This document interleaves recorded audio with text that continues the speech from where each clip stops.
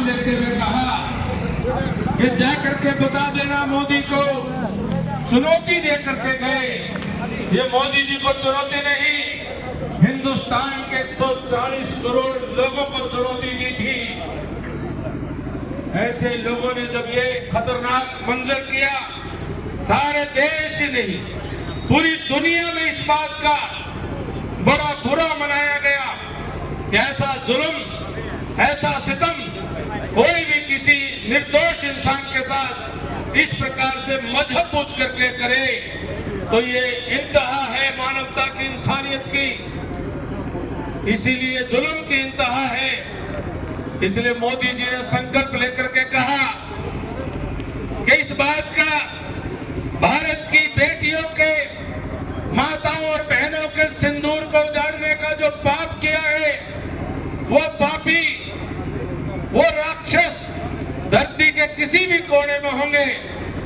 उन्होंने कहा कि पाताल से ढूंढ करके भी ला करके उनको सजा देनी होगी, तो उनको सजा दी जाएगी। ये नया भारत है।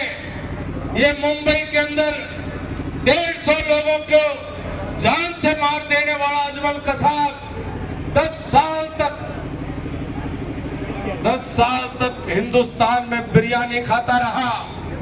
मनमोहन सिंह जी कहते रहे कि हम पाकिस्तान से बात कर रहे हैं, अभी चिट्ठी लिख रहे हैं, अभी और दूसरे देशों से बात कर रहे हैं। लेकिन मोदी जी ने कहा किसी से कोई बात नहीं।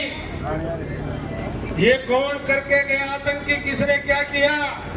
हमारा मतलब है आतंकी जड़ से, आतंकिस्तान में उनके अड्डों से, उनको जहां से मदद मिलती है उस रावलपिंडी से, जहां से उनको सहयोग देने वाले हवाई जहाज उड़ सकते हैं, पाकिस्तान के एयरफोर्स के ऐसे स्टेशन से हम कोई ऐसा जगह नहीं छोड़ेंगे जहां से पाकिस्तान उनको मदद पहुंचा सकता है।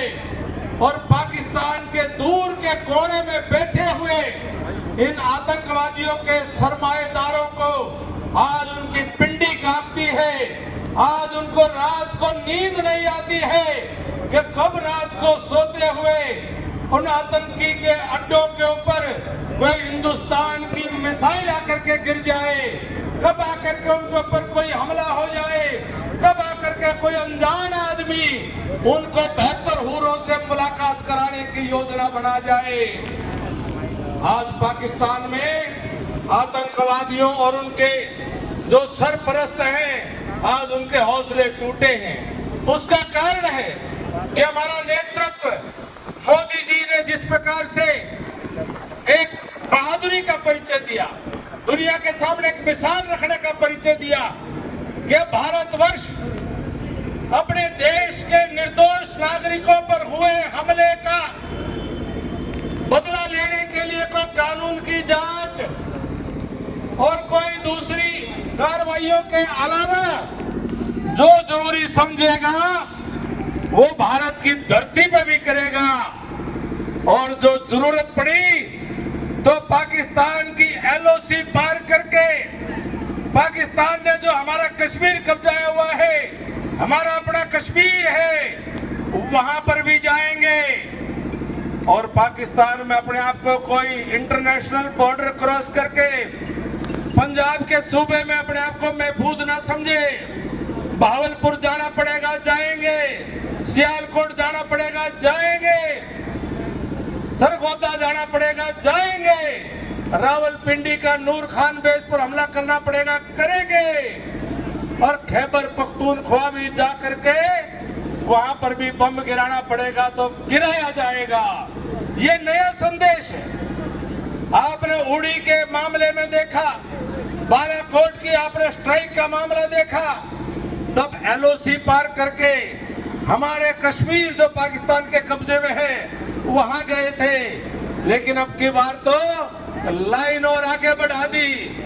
अब की बार तो इंटरनेशनल बॉर्डर जहां पंजाब का इलाका आता था वहां भी चले गए।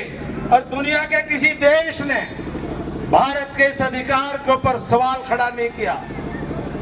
दुनिया के हर देश ने समर्थन किया कि भारत को अपने निर्दोष नागरिकों की पूरा अधिकार है।